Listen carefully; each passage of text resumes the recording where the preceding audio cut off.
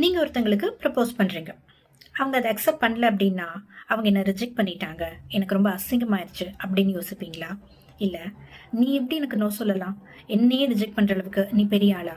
என்ன இன்சல்ட் பண்ணிட்டல. என்னோட ஈகோவ டச் பண்ணிட்ட அப்படின்னு கோவப்படுவீங்களா? ஒருத்தங்க நோ சொல்றாங்கன்னா, அது எப்பவுமே பர்சனல் அட்டாக் எல்லாம் இல்லங்க. நோ அப்படிங்கிறது ரிஜெக்ஷனும் கிடையாது. ரிஜெக்ஷன்னா அது ஹியூமிலியேஷனும் கிடையாது. உங்கள அசிங்கப்படுத்துறதுக்காக அவங்க அப்படி சொன்னாங்கன்னு அர்த்தம் கிடையாது. இன்ஃபேக்ட், ஆனஸ்டா நோ சொல்றது ஃபேக் எஸ் ஆர் மிக்சட் சிக்னல்ஸை விட ரொம்பவே பெட்டர். ஸோ உங்களோட அந்த காம்ப்ளெக்ஸ் அண்ட் ஈகோவை கொஞ்சம் தள்ளி வச்சுட்டு அவங்களோட சிச்சுவேஷனையும் புரிஞ்சுக்க ட்ரை பண்ணுங்க. அந்த நோக்கு பின்னாடி நிறைய அர்த்தங்கள் இருக்கலாம். லைக், ஒருவேளை உங்களை போல அவங்களுக்கு ரொமான்டிக் ஃபீலிங்ஸ் இல்லாமல் இருக்கலாம். ஒருத்தரை பிடிக்கிறது வேற, ரொமான்டிக் இன்ட்ரெஸ்ட் வேற. Why not? It's possible and it's normal too. Or maybe அவங்க ஒரு சிச்சுவேஷனுக்குள்ள, ஒரு ரிலேஷன்ஷிப்குள்ள போகிற நிலைமையில இல்லாமல் இருக்கலாம். நீங்கள் ப்ரப்போஸ் பண்ணுற அந்த டைமில் கம்பேட்டபிலிட்டி, டைமிங்ஸ், ப்ரையாரிட்டிஸ்னால அக்செப்ட் பண்ண முடியாமல் போகலாம்.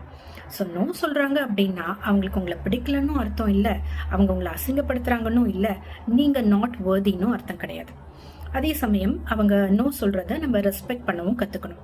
ஒருவேளை நான் ரொம்ப ஸ்ட்ராங்காக கன்வின்ஸ் பண்ணணும் போல் நான் ட்ரை பண்ணிகிட்டே இருந்தால் அவங்க ஓகே சொல்லிடுவாங்க, அவங்களுக்கு என்ன சீக்கிரட்டாக பிடிச்சிருக்கு, எனக்கு தெரியும், என்னை சும்மா அலைய விட்டு பார்க்குறாங்க, அப்படிலாம் நம்ம யோசிச்சோன்னா அந்த அசம்ஷன்ஸ் எல்லாம் ஸ்ட்ரெஸ்ஸில் தான் கொண்டு போய் விடும். அந்த மாதிரிலாம் மைண்ட் கேம்ஸ் பிளான் பண்ணி அவங்களோ இல்லை டிமாண்ட் பண்ணி நீங்களோ அந்த ஒரு லவ்வை வர வச்சா அது ட்ரூ லவ்வாக இருக்காது அப்படிங்கிறதையும் புரிஞ்சுக்கோங்க.